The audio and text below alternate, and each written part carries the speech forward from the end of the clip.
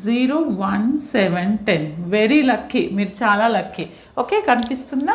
ఇలా వచ్చినప్పుడు నేనేం చేస్తానంటే 3 rows are identical are 3 rows are equal.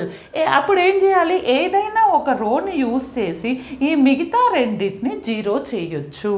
Is it clear?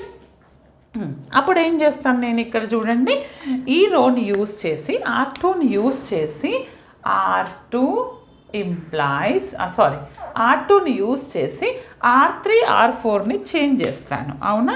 అంటే ఏంటి అని అంటే R2 అలానే ఉంచండి, R3 implies R3 minus R2, R4 implies R4 minus R2.